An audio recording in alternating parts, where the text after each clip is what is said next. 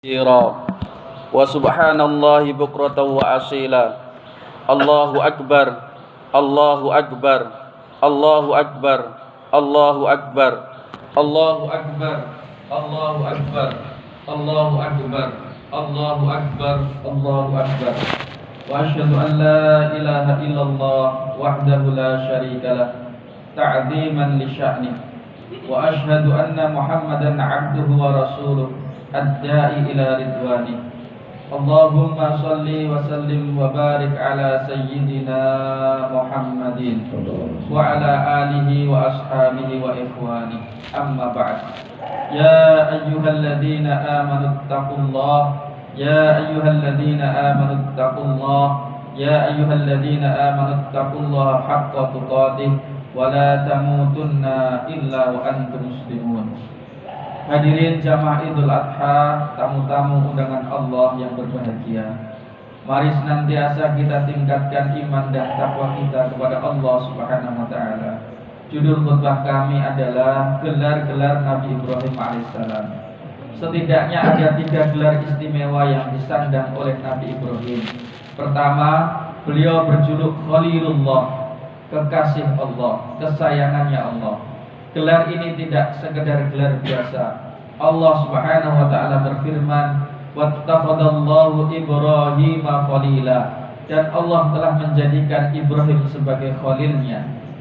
Ibnu Qayyim rahimahullah mengatakan bahwa kata khalil berasal dari kata khullah, adalah derajat tertinggi dan sempurna dari kecintaan seorang hamba terhadap khalilnya, sebuah cinta yang tak terbagi. Derajat ini hanya disandang oleh Nabi Ibrahim dan yang mulia Nabi Muhammad SAW sebagai penutup para nabi. Rasul bersabda, "Innallaha attakhadani khalilan kama attakhadha Ibrahim khalila."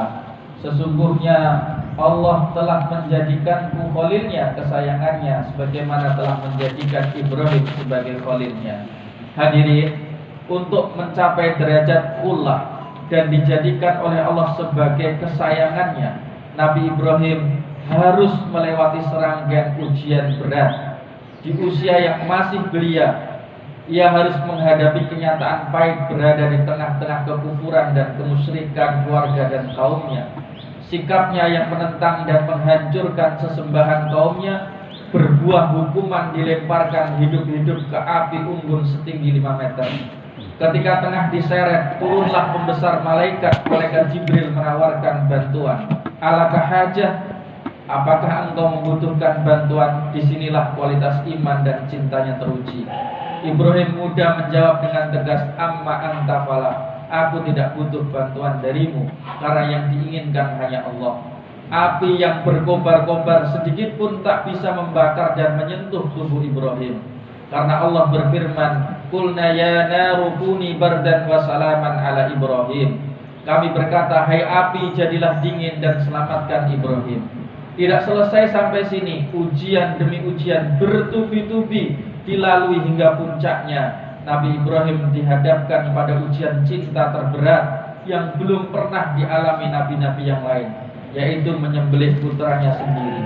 Padahal telah bertahun-tahun beliau menantikan kehadiran seorang putra. Hadirin, rahasia apa yang membuat Nabi Ibrahim bisa melalui berbagai ujian berat dengan sabar? Jawabannya adalah kekuatan iman yang mengubah cara pandang dan cara bersikap. Sebuah penderitaan dan kesengsaraan layaknya sebuah pendidikan dan peluang terbaik untuk mendulang pahala dan kedekatan dengan Allah. Nabi Ibrahim yakin Allah sebagai Rabbun, Maha Pendidik, sedang menjalankan pendidikan terbaik untuk hambanya, selaras dengan firman-Nya, "Wa idzibtala Ibrahim rabbuh." Dan Ibrahim telah diuji oleh Rabb-Nya, Tuhan yang Maha Mendidik dan Maha Merawat. Allahu Akbar, Allahu Akbar, Allahu Akbar, walillahil hamd. Nabi Ibrahim mengajarkan kepada kita makna husnudzon, berbaik sangka kepada Allah, dan selalu bertindak positif. Dalam dunia human development, sikap Nabi Ibrahim ini dikenal dengan istilah positive attitude. Stephen R. Covey dalam buku fenomenalnya The Seven Habits pernah mempopulerkan istilah The way we see the problem is the problem. Cara kita melihat masalah itulah masalahnya. Sehingga respon atau reaksi yang ditimbulkan menjadi berbeda antara orang-orang yang selalu berbaik sangka dengan orang-orang yang berpikiran buruk. Nabi Ibrahim dengan kualitas iman yang prima meyakini bahwa di setiap malam yang pekat yang dilalui selalu ada fajar yang menyongsong, bahwa sesudah hujan akan ada bunga-bunga yang mekar, akan tiba masanya Allah mengangkat derajat hamba-hambanya yang sabar menjalani ujian. Itulah sebabnya para ulama ahli ma'rifat berkata, al-man'u minallahi ihsan wal 'ata'u minal makhluqi hirman. Halangan atau rintangan yang berasal dari Allah adalah sebuah kebaikan, namun pemberian dari manusia adalah kerugian karena orang sering memberi bukan karena keikhlasan. Hadirin jamaah Idul Adha yang dimuliakan Allah, janji Allah tidak mungkin meleset. Allah menepati janjinya. Nabi Ibrahim diganjar hadiah sebagaimana firman-Nya, qala inni ja'iluka lin-nasi imama, qala wa min dzurriyyati, qala la yanalu 'abdul zalimin. Sungguh aku akan menjadikanmu, kata Allah, imam bagi seluruh manusia. Ibrahim berkata, dan saya mohon juga dari keturunanku. Allah berfirman, janjiku ini tidak mengenai orang yang zalim. Allahu Akbar, Allahu Akbar, Allahu Akbar, walillahil hamd. Hadirin, keturunan Nabi Ibrahim menjadi para pemimpin Nabi dan Rasul hingga bersambung kepada Nabi Muhammad SAW. Itu sebabnya beliau mendapat gelar yang kedua, Abul Anbiya, bapak para nabi. Padahal masih banyak nabi-nabi yang diutus sebelum beliau. Sebagai ayah para nabi, sifat kebapakan ini begitu melekat. Lihatlah bagaimana Nabi Ibrahim mengajak putranya Ismail sedari kecil mengenalkan tempat ibadah dan bersama-sama melakukan kebaikan, yaitu membangun kembali fondasi Ka'bah dan berdoa bersama sebagaimana termaktub dalam surat Al-Baqarah, wa id yarfa'u Ibrahimul qawa'ida minal baiti wa Ismail rabbana taqabbal minna innaka antas samiul alim. Nabi Ibrahim juga tidak pernah memanggil Ismail kecuali dengan berkata lembut, ya bunayya, wahai putraku. Komunikasi antara bapak dan anak terjalin begitu hangat. Bahkan di saat genting mendapatkan perintah dari Allah untuk menyembelih putranya, Nabi Ibrahim masih mengkomunikasikan dengan putranya, ya bunayya, inni arafil manami anni azbahuka fandur madza tara. Wahai putraku, sungguh aku bermimpi diperintahkan menyembelihmu, bagaimana pendapatmu?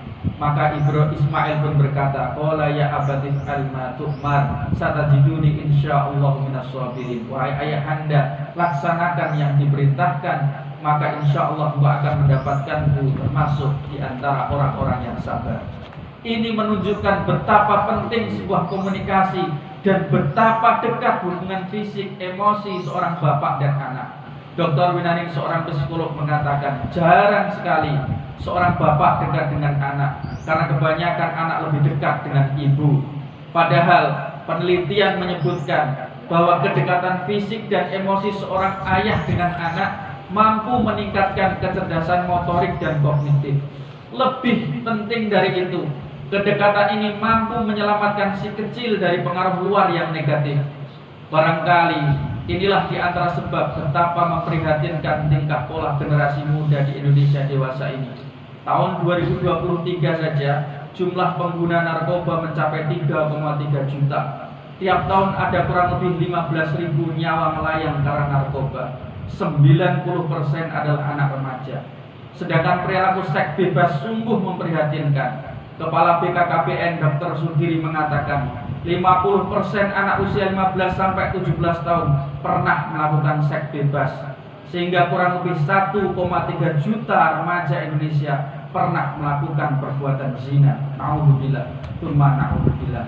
Hadirin, anak-anak tersebut sebenarnya telah kehilangan figur seorang ayah atau dikenal dengan deprivasi paternal, sehingga melampiaskan di luar rumah karena tidak mendapatkan limpahan kasih sayang.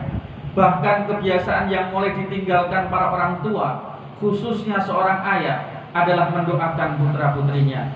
Padahal Nabi Ibrahim, ayah Ismail, ayah para nabi, selalu merangkai doa untuk putra-putrinya, untuk putra-putranya, sembari beliau ini memohon kepada Allah, Rabbana waj'alna muslimaini lak wa min dzurriyyatina ummatan muslimatan wa arina manasikana wa tub alaina innaka antat tawwabur rahim. Ya Tuhan kami, jadikan kami berdua orang yang tunduk patuh kepadamu. Jadikan anak cucu kami umat yang tunduk patuh kepadamu. Tunjukkan kepada kami cara-cara ibadah haji dan terimalah taubat kami. Sungguh Engkau Maha Penerima taubat lagi Maha Penyayang. Allahu Akbar, Allahu Akbar, Allahu Akbar, walillahil hamd. Hadirin jamaah Idul Adha, tamu-tamu dengan Allah. Gelar ketiga Nabi Ibrahim adalah umat atau sekumpulan orang. Allah berfirman, Inna Ibrahim kana ummatan qanitan lillah hanifa wa lam yakun minal musyrikin. Sesungguhnya Ibrahim dahulu adalah umat yang patuh kepada Allah dan hanif, serta sekali-kali bukan dia termasuk orang yang mempersekutukan Allah. Penyebutan Nabi Ibrahim di dalam Al-Quran sebagai umat bukan tanpa sebab. Ibnu Abbas mengatakan bahwa tidak ada satu kebaikan yang menjadi ciri dari satu umat atau kumpulan orang, melainkan ada pada diri Nabi Ibrahim. Salah satu sifat sosial yang menonjol dan dirasakan banyak orang adalah kedermawanan Nabi Ibrahim. Seperti diceritakan dalam surat Az-Zariyat ayat 24-26. Tanpa basa-basi Nabi Ibrahim menyuguhi dua orang tamu dengan panggang anak sapi, padahal beliau tidak mengenal keduanya. Nabi Ibrahim adalah tipe pemimpin umat yang melayani dan membahagiakan hati orang. Hasil penelitian menegaskan bahwa berbuat baik terbukti meningkatkan dopamine di otak, membuat seseorang merasa tenang, gembira, serta dapat merubah penampilan.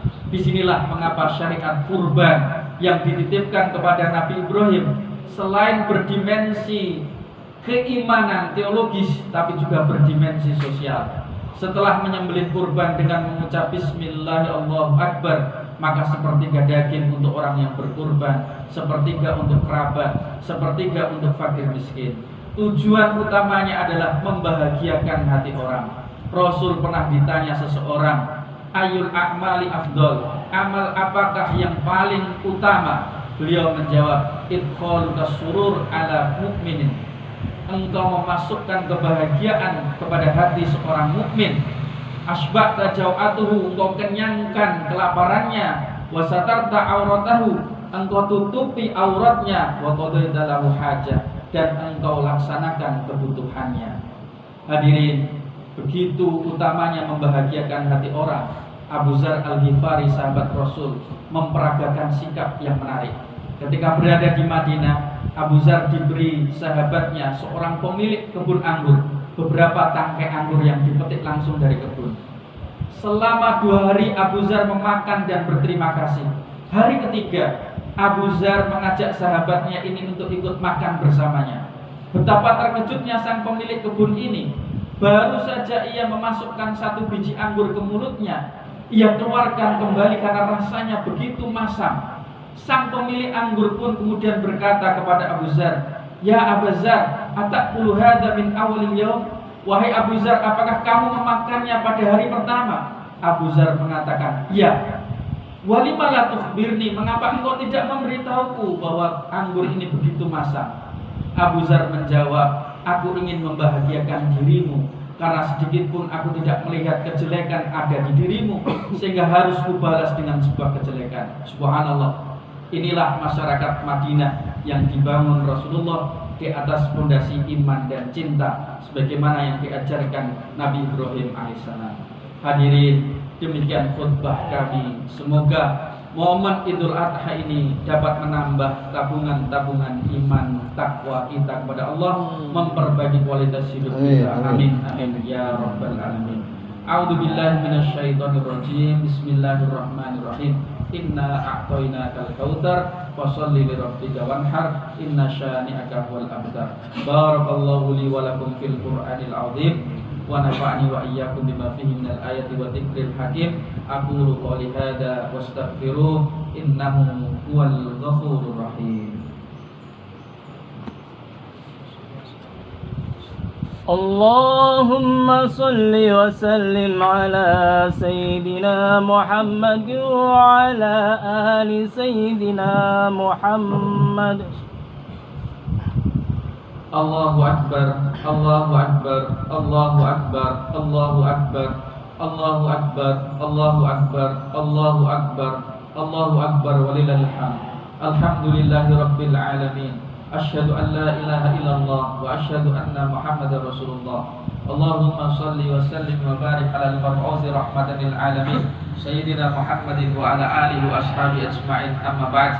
Fa ya ayyuhan nas, ittaqullah, ittaqullah, ittaqullah, faqad fazal muttaqun. Wa qala Allah ta'ala, innallaha wa malaikatahu yusalluna 'alan nabi ya ayyuhalladzina amanu sallu 'alaihi wa sallimu taslima. Allahumma salli ala sayyidina Muhammadin wa ala alihi wa sahbihi ajmain. Allahumma ighfir lil muslimina wal muslimat wal mu'minina wal mu'minat al ahya'i minhum wal amwat innaka sami'un qaribun mujibud da'wat. Allahumma ijma' kalimata hadhil ummah 'alal huda wa qulubaha 'alat taqwa wa nufusaha 'alal mahabbah wa niyyataha 'alal jihad fi sabilik. Allahumma ighfir lana ma madha wa aslih lana ma baqa. Allahumma ij'al yawmana khairan min amsina waj'al ghaddana khairan min yawmina wa'id 'alaina amsala hadzal yawmi bil amni wal iman was salamati wal islam wat taufiqi lima tuhibbu wa tarda. Rabbana atina fid dunya hasanah wa fil akhirati hasanah wa qina adzabannar. Subhana rabbika rabbil izzati amma yasifun wa salamun alal mursalin walhamdulillahi rabbil alamin. Wassalamu alaikum warahmatullahi wabarakatuh.